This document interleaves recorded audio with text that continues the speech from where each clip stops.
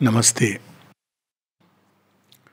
Consciousness based approach to healing, health and healing. So we can look at the human being at three different levels. In traditional literature, spiritual literature, we have two ways at which the human phenomenon is looked at, and it is container and the content. And so, container is the body, and what is the content is consciousness. In traditional, people speak only about phenomena and consciousness, noumena and phenomena. That's how it goes. So, much of medicine, health, and healing is right now focused upon the container. Container is the body. So, if there is a bodily defect, you set it right by physical means. It's almost like if a car has a problem, you take it to the mechanic and he says the spark plug has a problem or the gearbox has a problem, and the car gets all right. Or you take another analogy, if the light current has gone, you call the person and he checks and says that the needs repair and the fuse is set right. Now this we have been doing for a long time. It has its place, utility, but we all know it's a temporary remedy. Car still breaks down, and the electrical current still, the fuse goes away, the bulbs. So there is a constant urge to understand things better. So very often in medicine, when we deal the body as the only reality, that body has to be only tampered physically, then we are basically being like car mechanics or people who repair the fuse. But then a question arises that let's take this analogy consistently of the current. Why is it that the fuse goes away? So then when you start exploring further, then you see there is a flow of energy. And if the energy is too strong, the fuse will go away. Or if the wire is very weak, fuse will go away. These are the two causes. So then when you go behind the physical phenomena of the human body, we see that it is also an energy system. So there are different kinds of energies that flow through it. And when they are not flowing smoothly and harmoniously, or if the body has some intrinsic weaknesses because of which a little extra current and it breaks down, then we start wondering whether just repairing the body is enough or we have to tackle things at the level of the energy. So this is where we have a whole world which is known as energy healing. Now I am not going to go into what energy healing is, because it's a field that is still people are trying to explore. And naturally when something is very new, there is all kinds of things which get into, which are based on half knowledge, half ignorance. But essentially one thing is true, that our body does need energy, and energy comes to it from three main sources. One is below, which is the food we eat. And the other is from the environment, which means from the trees, the plants, the animals, what we see here, human beings. Everything is an energy system, and we are constantly receiving and giving energy. We don't understand its importance. Just to take an example, does energy come by reading something or not? Have you seen that when we are very hungry at some times and we are reading something which is very absorbing, we forget the hunger. In fact, after some time, we don't just forget, it is as if gone away, because we have drawn energy from that. There are human beings with whom we meet and we feel depleted. There are human beings with whom we meet and we come back very energetic. Because there is an energy transaction which has taken place, and energy has this tendency to flow from where it's abundant to where it's depleted. That's the other part. So that's why when we are in a state of depression, What happens in depression? There is no lack of enthusiasm, there is lack of everything, all is in minus. So if you go in contact with somebody who is depressed, what will happen? All the energy will automatically go. If you are a giver, if you are not a giver, then the energy will be clustered because one needs energies. So this depletion can be at any level. It can be at emotional level. It can be at, intellectual level. It can be at just the level of the vital energies. So this is the way energy transaction takes place horizontally with the world around us. Breath is also with the world around us.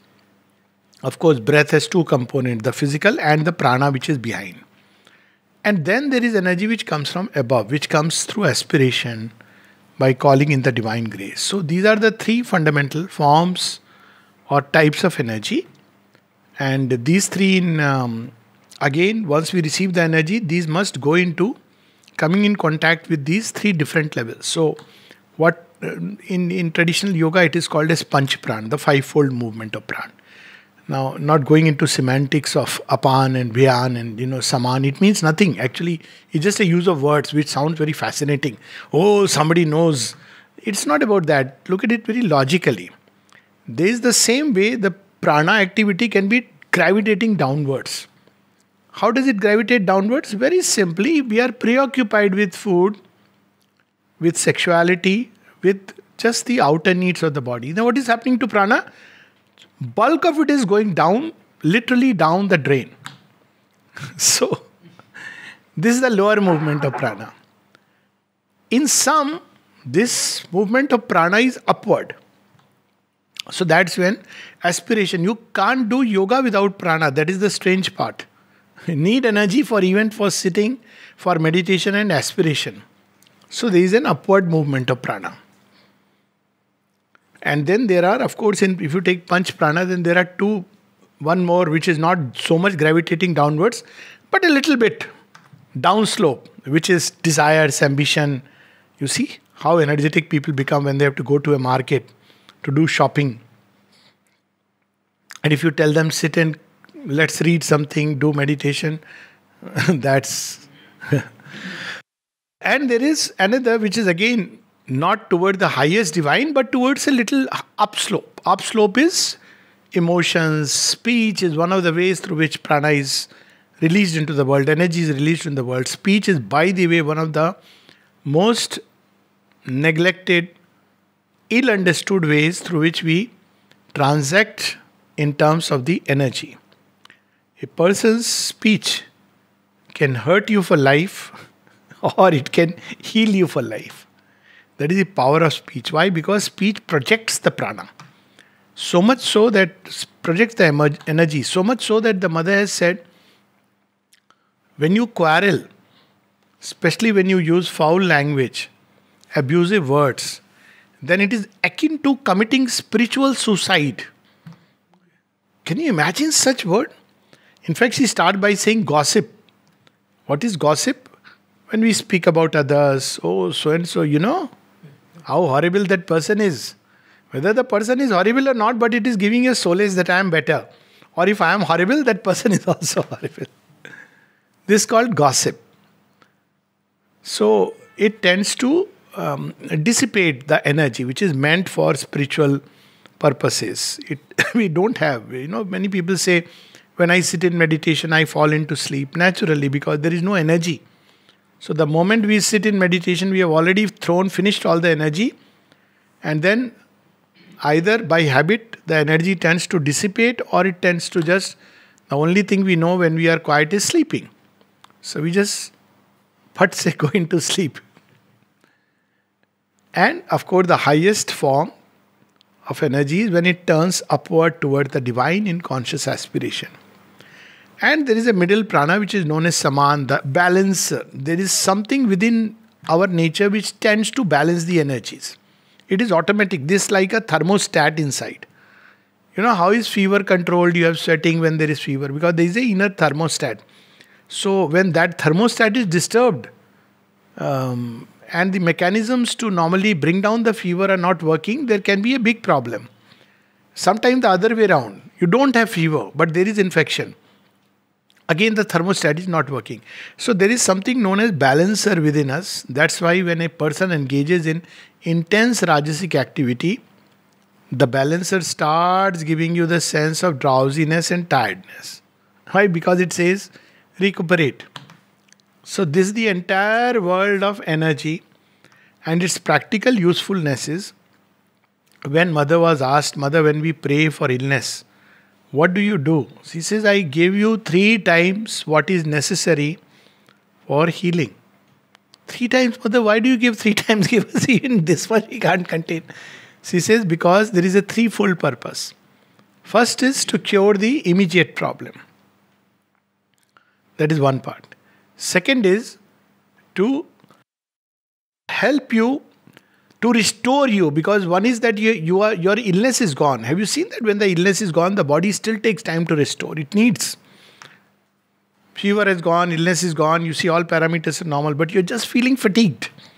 So you have to restore those parts. Cells are damaged, all this. And the third is to transform those parts because of which you fell ill. So there is a threefold purpose. And then she says, unfortunately, people just throw it away. I remember one example, many examples I know. One example, very sad example. A very nice lady, young means in probably 40s or 50s, I don't remember now.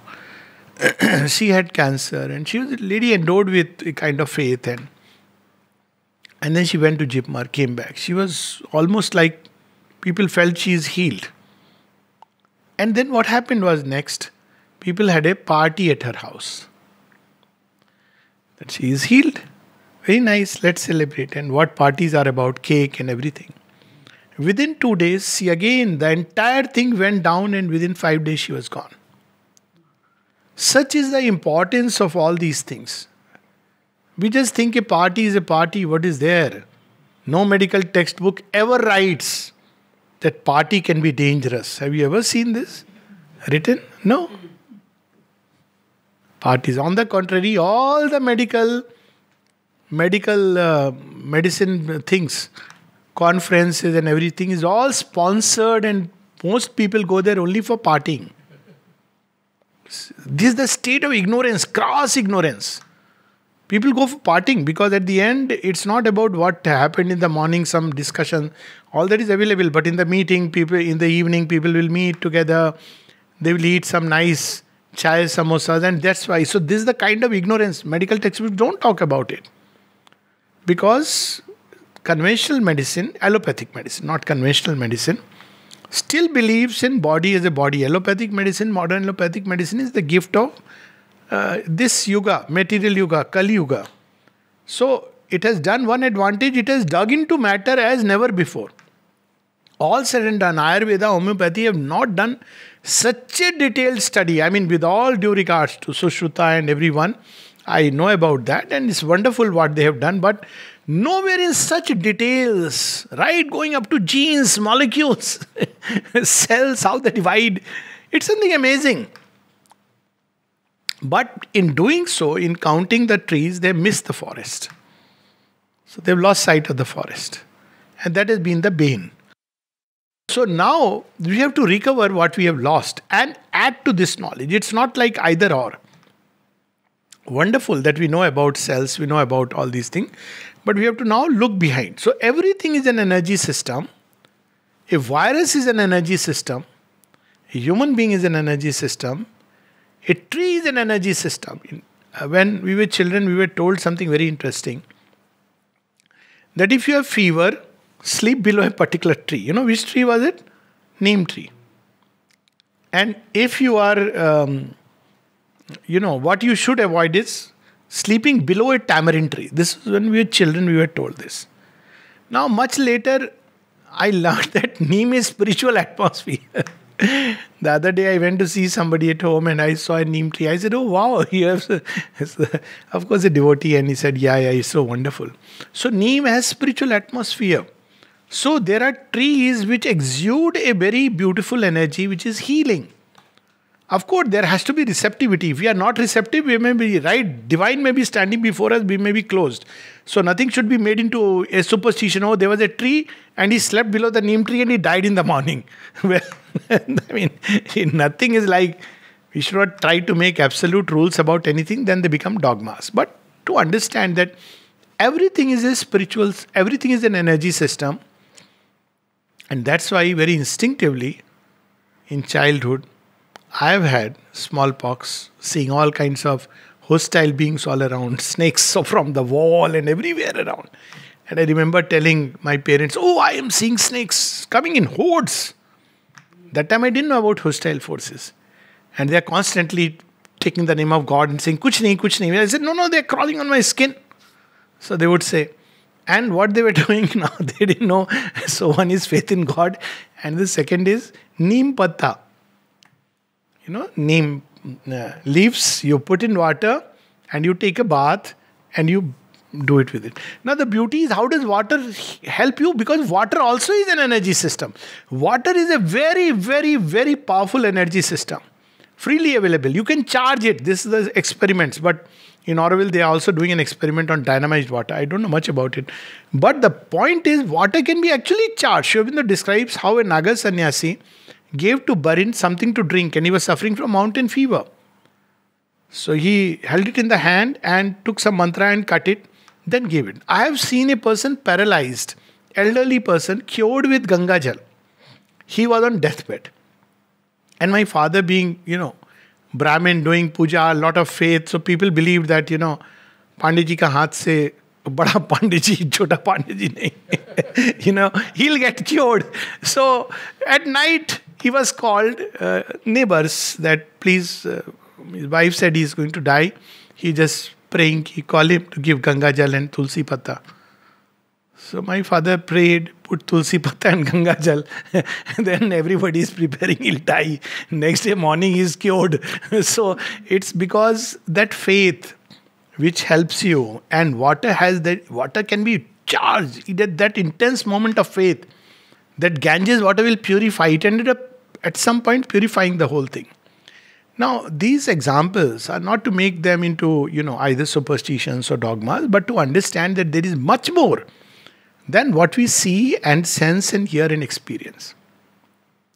Now, behind energy, when we go, energy is not everything. What directs the energy on its path? What brings one kind of energy and not others? And that is consciousness. So, we have this 3 levels at which we can understand things. One is the physical organism, then there is energy, and then there is consciousness. What is consciousness? It's fundamental to existence. There is nothing which is without consciousness.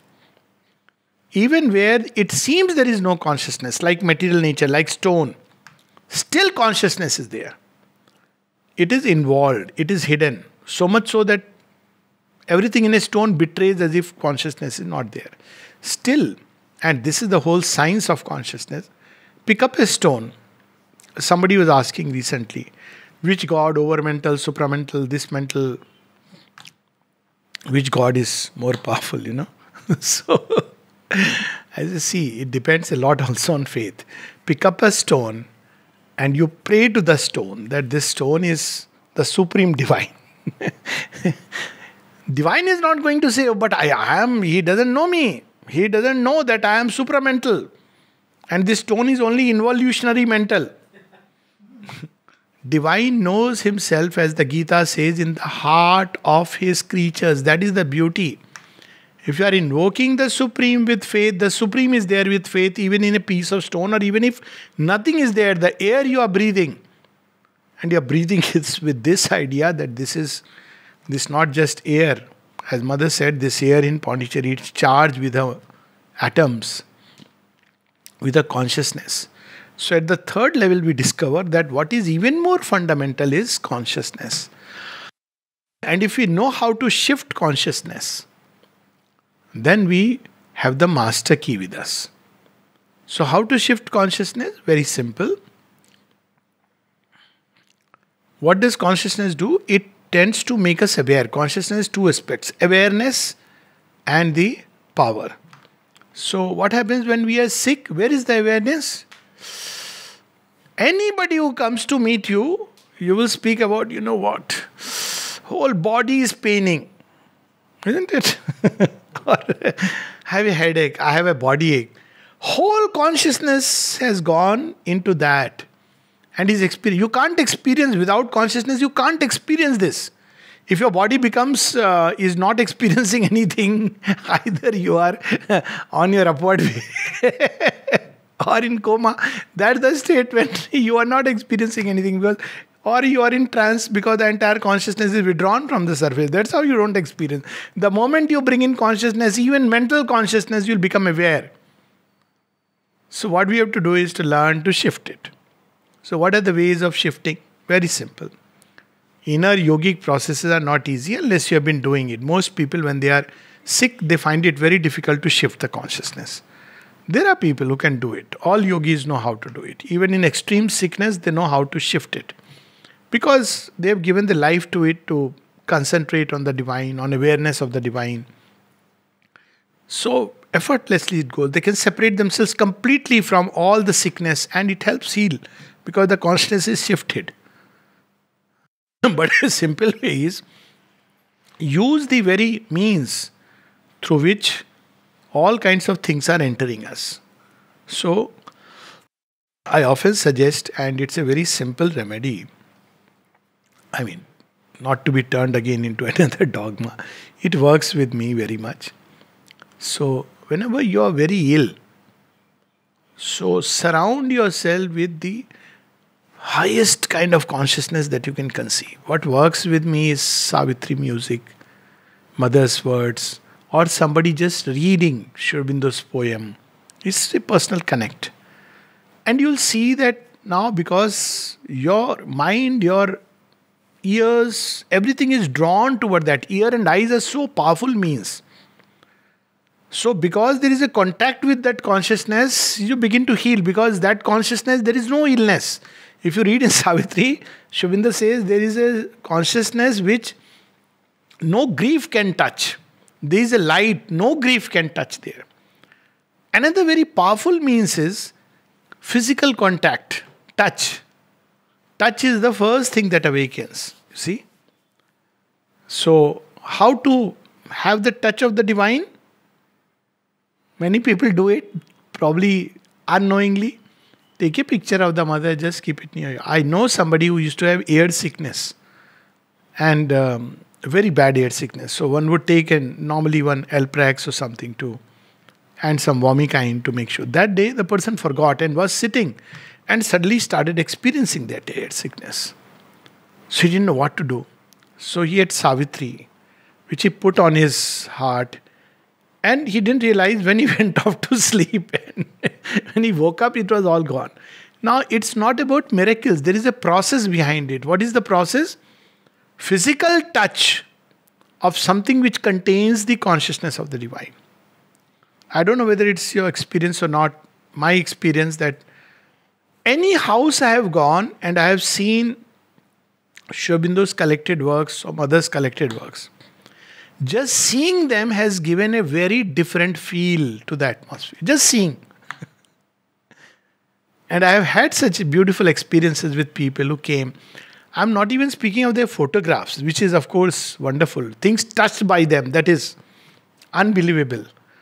I know people who from the sand of the Samadhi have felt so charged, changed inside. And these are not being told just to, create a religious feeling, oh, this wonderful, another. It won't work like that.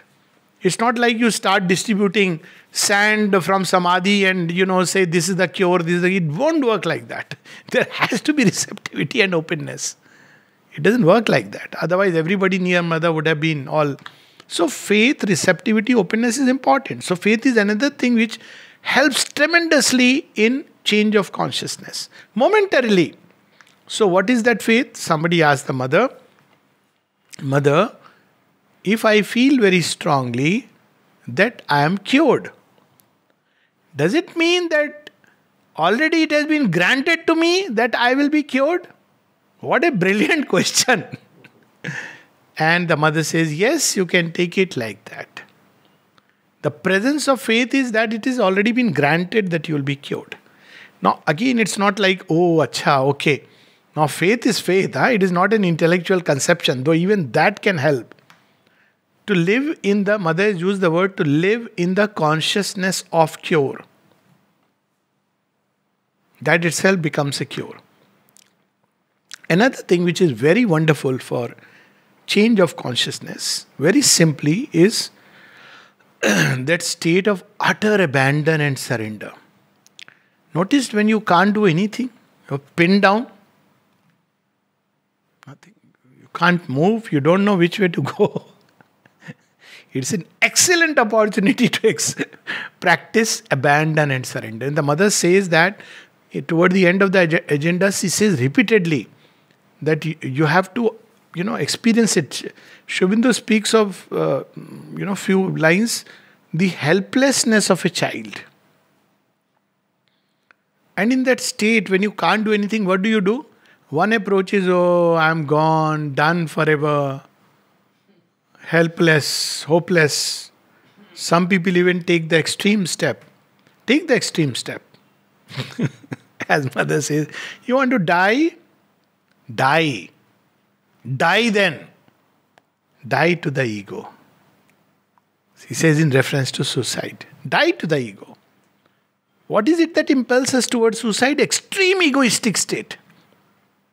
Die to the ego. Leave yourself completely in the hands of the divine. What he will do, what he will not do, it's his business. Not even, oh, I left half an hour back, I abandoned to the divine. My temperature is not coming down. Forget about it. He will create ways and means. He has 1,000 ways. I can recount a experience last year, which of course I say that it was my corona. That time corona had not come.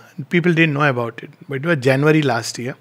And I kept saying this is a new mutant virus. This was the word I was using.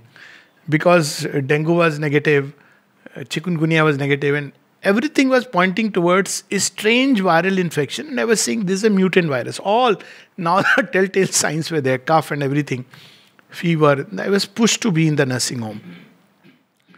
And it so happens that just around the time that my temperature is going to go up, I don't know. I'm like in a state where I don't know my temperature, what's it like. And someone comes and asks, how much is this fever? Just touching the hand.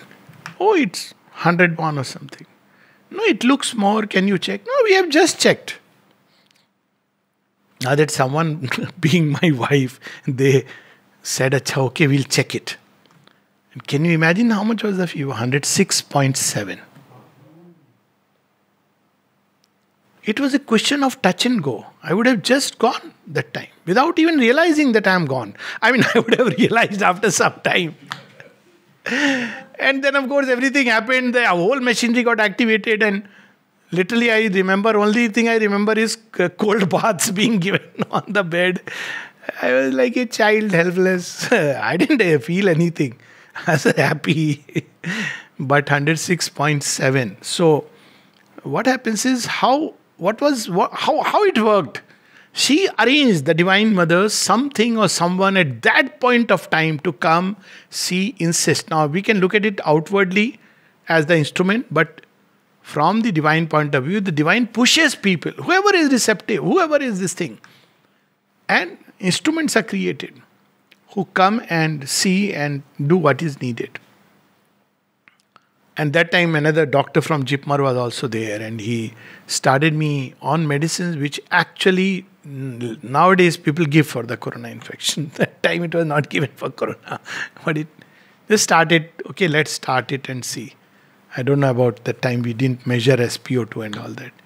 But the point I'm saying is that even in that state, even where you feel you don't even know it's hopeless, but you may be in that state. If there is that faith and abandon, that's what it was. And I'll stop with this example of abandon, which Mother recounts. Now we know it's about Amalda. But that time when Mother relates the story, she doesn't take the name. But Amalda himself has recounted this story. That once, he used to experiment with all kinds of things. So he took a drug which is already lethal, 3 times the lethal dose. Okay. And as the effect started, finally he felt something in the heart. And at that point, he just abandoned himself to mother. Consciously. And then he passed off. That point of time, Ma. And he survived. Not only survived, went on to live decades. 106 years is not a joke. This capacity to abandon oneself comes when we have this humility inside. People who are arrogant cannot abandon because they believe, me and mine, I know it. But this humility helps us to abandon because we know there is something far greater than what I can even imagine. And they have this spontaneous trust. It's a blessing. That's why Mother says, if you have faith, guard it like a sacred treasure. Often people say if wealth is lost, something is lost. If health is lost, everything is lost. No. If hope is lost, if faith is lost, everything is lost. Even if you have wealth and hope is lost, even if you have health and faith is lost, you're as good as a dead human being. So let us rekindle faith, aspiration, surrender, these 3 things which Sri Aurobindo says. And that is the way to enter into a deeper consciousness. By the power of aspiration, we can enter into a deeper state of consciousness and thereby change everything. That's why in this yoga, Sri Aurobindo and the Mother so much repeatedly say. They repeatedly say that it's about a change of consciousness. That is the permanent remedy. Treating with tablets is temporary remedy. It's needed sometimes. If you are in a serious condition, you give medicines. But it doesn't take away the possibility of illness. You may take any amount of vaccine, this, that, it will come back again in new forms, in different ways. It is not going to, it's not a permanent remedy, it's a temporary, at best a temporary remedy. At worst, I am not going to speak about it. Big boss is watching.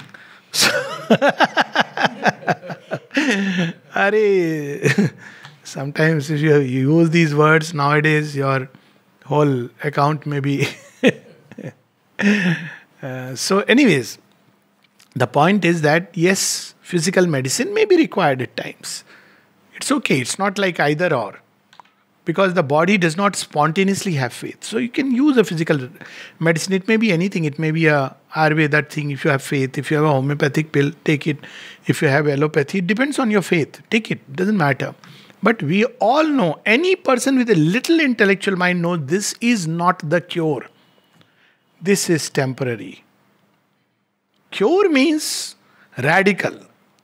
Why should we stop at halfway homes? Spontaneous immunity.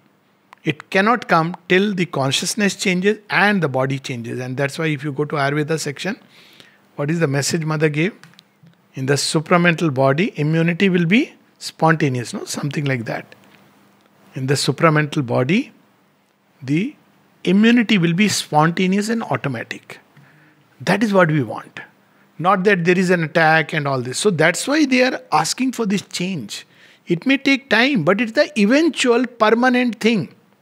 Change of consciousness. But even if the body doesn't change, it will remain vulnerable. But if we have a change of consciousness, it is enough to create a zone of protection. She even goes on to say, even without that, just if we keep the aura intact, just by means of simple things like cheerfulness, avoid the company of very serious doctors and serious nurses who will come and make you feel, kya bimari, bichara.